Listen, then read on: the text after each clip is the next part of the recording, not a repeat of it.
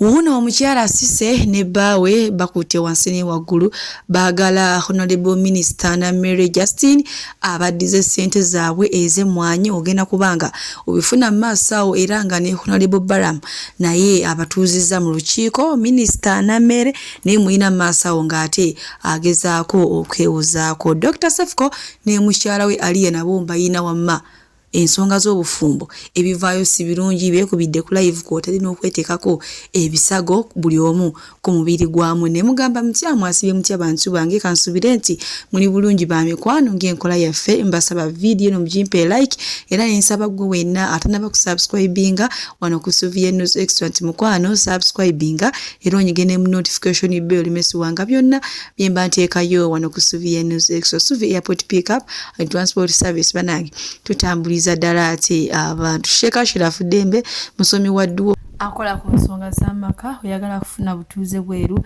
bizinesi nga tezitambula bulungi mukubireko ate wama naye agenda kulombera edduwa munange sigenda kuluyisa nawe kyali story nga waliwo omukyala ayitibwa Cissy wamu ne bbaawe nga bakutte wansi naye waggulu nga balumiriza Honorable Minister Namere Justin ssente z'emmwanyi nga we yazirya era ne bagamba si be bokka wabula waliwo n'abantu abalala abali emabega waabwe nabo bali maziga oluvannyuma lwa Honorable Justin Namere okubalya ssente zaabwe naye munange lubadde tewuli olwo Minister Balam ne batuula mu lukiiko era ngenda kubanga mbabuulira biki ebifuddeyo naye nga ye omukyala amazina afuna justice ssente ze azifunye ngenda mbawa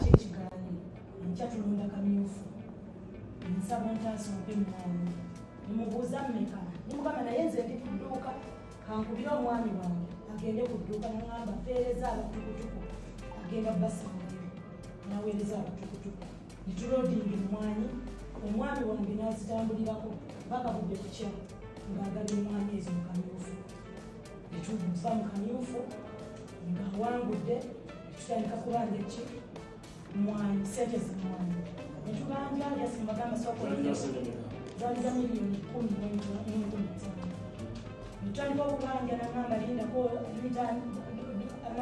Anita Mongo yansuubiza akasente wampangenda ku ne mugamba limwani nangamba batusuubiza ne sente z'ebifaananyi tofaanyi olufuna sente z'ebifaananyi nga kusasula ngamba Justin ndi mukazi kunako akasente kalina okuddamu ne kakola project ngenda kuwa waitawo ebbanga neziramu ne mujjukiza nangamba ngenda Kampala siva kwa Kampala sirese sente ne mumikiriza ne mugamba okomawo ddi nangamba ngenda kukoma uli namanya nti akomyewo nemukubira essimu nangamba wenge ewaka nenyengera nemwoloma nenyingira nebanzikola nengamba maidiwe nemugamba nsaba kumpitira kukyalo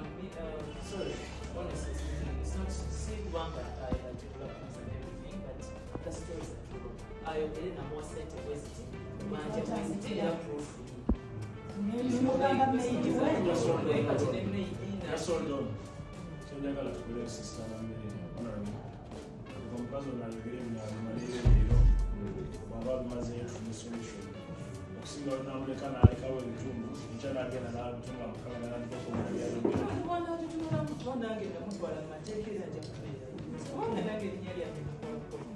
Siso chimanyi kiwambe mwanza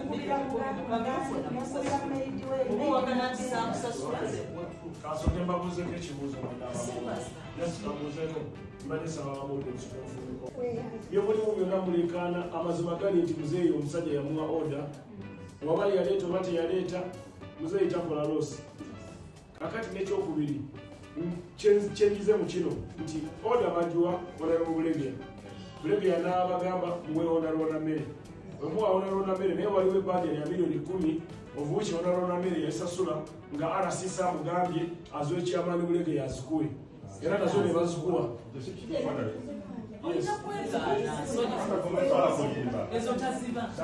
omanyi nina assignment assignment emongera mu ddwaliro assignment sinalya wadekirantya after sinalya wadekirikyo n'okubaizo assignment eyokusatu nokulira nina ogenda ku radio assignment eyokuna mukyalo oli ini hoteri yangandi mulwadde njala agenda kumulabako so ndi busy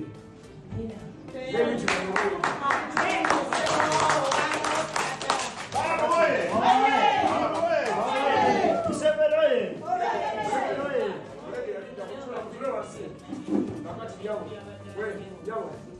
Madam. Njagala kachukuli alingena mmere kitomubanje era tolina kyomwagaza. Kubanga asasula president. Wuliriza asasula president. Omuntu wa president omukozi we nga bwe nabagambye ekiro tewali kigaana. Agambye agenda kuba wasengeza. Naye wagambye wakwata emwanyi namere yakukubira n'ebulegera kituufu wazimutwaliranga olero namere. Naye under whose order? Order yali yani? Ate lwaki basasula oli? Mwe mumanyi ebyamu.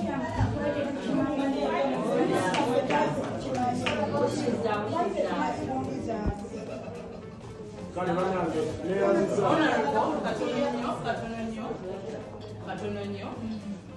The rest of the suppliers, ekirungi n'essimu zammwe nange nina audio wano actually nekikuweereza nga njogera ne Mama Jane ayamba audio already nabadde nayinitiatinze ekintu ekyefaananyirizaako mwembe okufuna sente zammwe lwaki newala situation omuntu afunye sente zammwe aziye ate era bakatumba bagambe nti omutunuze mwani. That's why I'm insisting. Mwenna mukole ki? Banange sagala tubeerenga abo tubeddalo. Mbabuuzizanga controller ali ku simu. Ne mbabuuza onera omulege agende abaleete sente zammwe azibawe ne mugamba azireete. So if anything goes wrong, katono nnyo, then you serve them. Bakute mu kooti.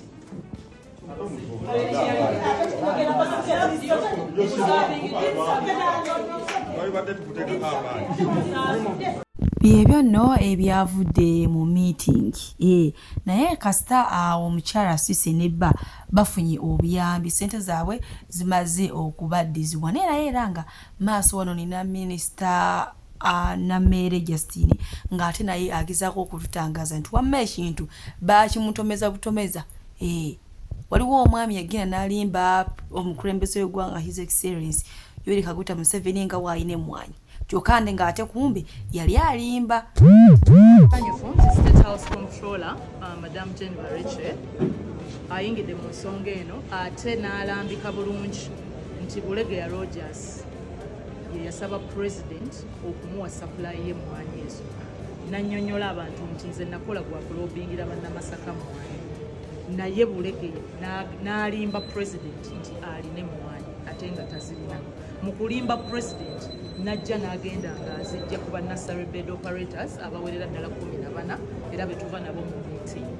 Wabula yalondamu omu oyo omukazi Nanyange Cissy n'amukozesa okuva mu kalulu ng'amweyambisa okuvoola erinnya lyange n'okumulimbalimba nti bw'onaayonoona erinnya lya Namere ojja kufuna mangu ssente oba bwe tuba n'atusasula nja kwongereramu era ye Bulegeya abadde amanyi nti ku ssaawa ey'okumusasula ssente bajja kuzikwasa ye. Naye ndi musanyufu nti State House Controller agambye ssente kifo ky'okusibwa Bulegeya baziwe Honorable Balamu abayite wano e Masaka mu office Bulegeya ne bannasale bed operators beyajjako emmwanyi buli omu asayiningire ssente zazitwale.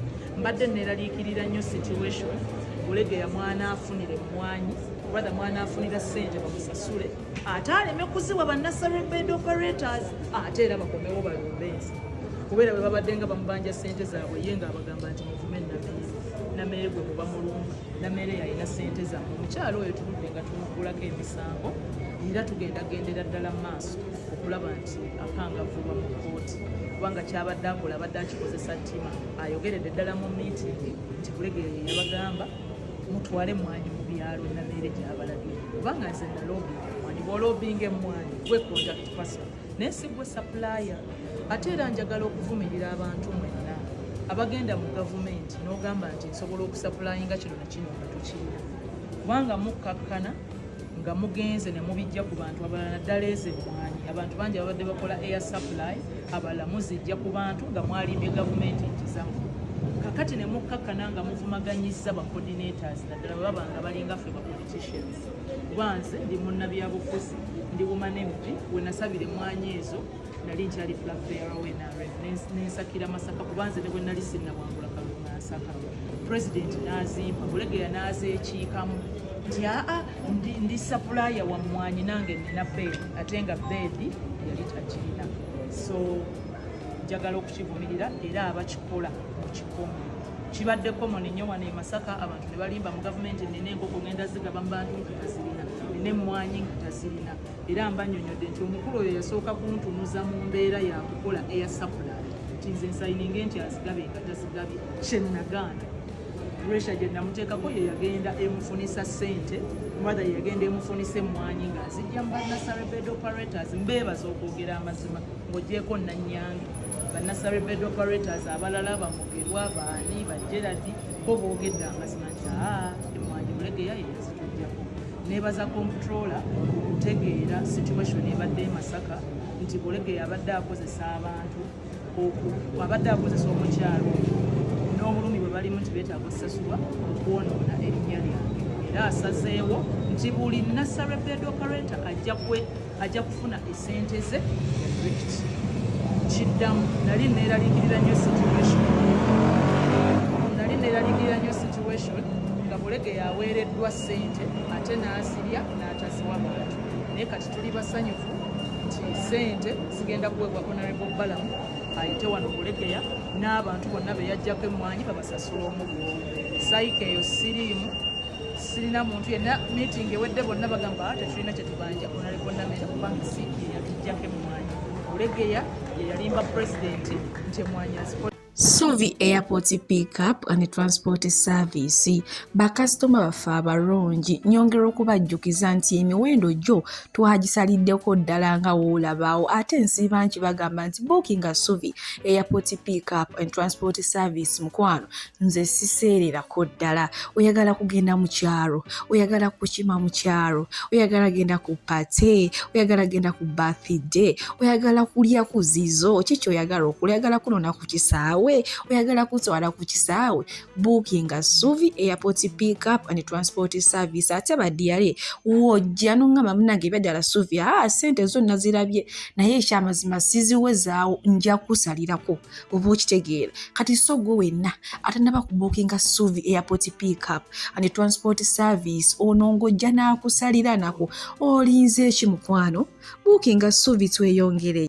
Munange wenkongerayo ewa Dr. Sefco onono girlfriend we oba mukyala we gwabadde yatuuka ewaka Aliya avudde ne kokola namwe kokolanga waayina empisa embi nga wakola biki bingi byamwogeredde era ngenda kubanga mbatuusaako akatambi maaso awo. Era Dr. Sefco naye mwali mu background nga amugamba nviira agenda biki sikwagala anakoowa bingi byamulangidde. Ngenda kubanga mbatuusaako akatambi nimwe musobole okwerabirako bannange bo obufumbo baani yakola love abo omwe afumbiddwa abalala buno budde bali mu kwanjula abalala bali mu kwekwana abalala beerangira bisongofu y'embeera y'omukwano.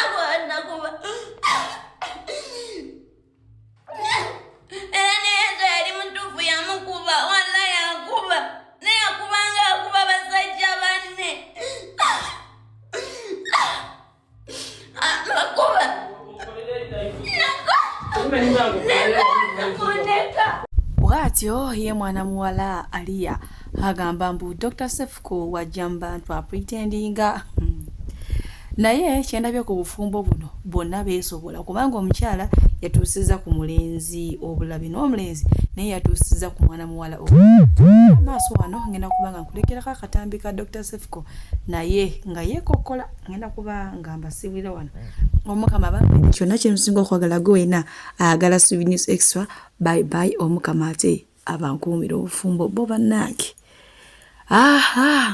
naye ekikulu kasita mweyiga buba bujja bbangwira kasita mugaana okweyiga era buba bujja bbakalubirira. Sirika kwa totuwoganira kati nkubidde ku live totuwoganira Ochaya sama. Sirika. Totuoganira. Tokwata mubwa. Sorry. Tola chankozi. Sorry. Kana laba chekankoze mwana.